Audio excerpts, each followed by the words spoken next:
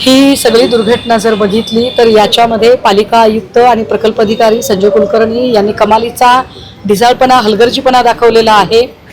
ज्या कंपनीला या सगळ्याचं कंत्राट मिळालं होतं ती कंपनी, पालिका आयुक्त, प्रकल्प अधिकारी यांची काही आर्थिक साठगाठ आहे का? कारण या डम्पिंग ग्राउंडच्या भोवती खूप मोठं अर्थकारण आणि राजकारण घडतंय हे स्पष्ट आहे। पण या अर्थकारण आणि राजकारणाचे बळी 9 अतिशय आर्थिक विपन्नावस्थेतले लोक गेलेले आहेत।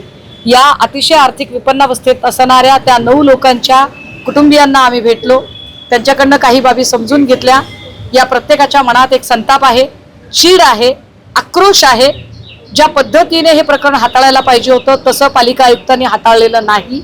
या सगळ्यांमधली जी काही तथ्य आहेत ती तथ्य आज आम्ही आयुक्तांच्या समोर ठेवणार आहोत आणि पिंपरी चिंचवड मनपा आयुक्त सूर्यवंशी, प्रकल्प अधिकारी संजय सूर्यवंशी, अँटोनी कंपनी आणि त्यांच्यासोबतचे लोक या सगळ्यांना सदोष मनुष्यवधाचा गुन्हा यांच्यावर दाखल झाला पाहिजे, तात्काळ निलंबन झालं पाहिजे आणि या सगळ्या प्रकरणाची चौकशी करणारी समिती बसली पाहिजे। यासाठी आम्ही आग्रही राहू।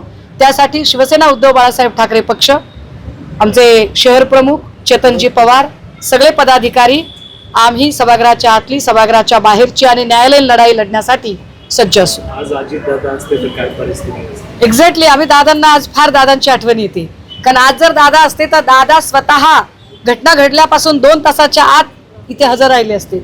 मागच्या पावसामध्ये एक पूल पडला होता, दादा पहाटे सगळ्यात आधी त्या पुलाच्या जवळ होते। पण दादांच्या सारखी संवेदनशीलता इथल्या कुठल्याही लोकप्रतिनिधीमध्ये येऊ शकत नाही, मुख्यमंत्र्यांमध्ये येऊ शकत नाही। ती दादांची बरोबरी कुणी करू शकत नाही, ती गोष्ट आम्हाला पुन्हा पुन्हा जाणवते। आर्थिक कोणाला वाचवण्याचा प्रयत्न केला जात आहे? तर याच्यात कोणाला वाचवण्याचा प्रयत्न केला जातोय ते मुख्यमंत्र्यांनी ठरवावं। पण आता आम्हाला प्रत्यक्ष प्रथमदर्शनी जे दिसतंय त्याच्यामध्ये पालिका आयुक्त आणि पालिकाचे प्रकल्प अधिकारी या दोघांवर गुन्हा दाखल झालाच पाहिजे आणि सह आरोपी त्याच्यातली कंपनी अँटोनी यांना सुद्धा केलं पाहिजे, हे स्पष्ट आहे। मुख्यमंत्री अधिकाऱ्यांना पुण्यात घेऊन घटनेचा आढावा घेतात, पण मुख्यमंत्री अरे पण कचऱ्याच्या ढिगात लोक गेली आहेत।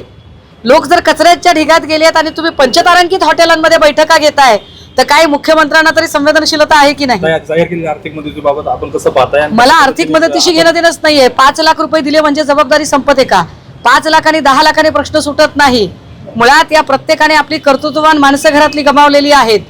या प्रत्येकाच्या कुटुंबात जेव्हा जाऊन बघितलं तर कुणाचं लग्न 2 महिन्यापूर्वी झाले, कुणाला 3 वर्षाचं बाळ आहे, कुणाच्या जीवावर बसून खाणारी 10-10, 12-12 माणसं आहेत।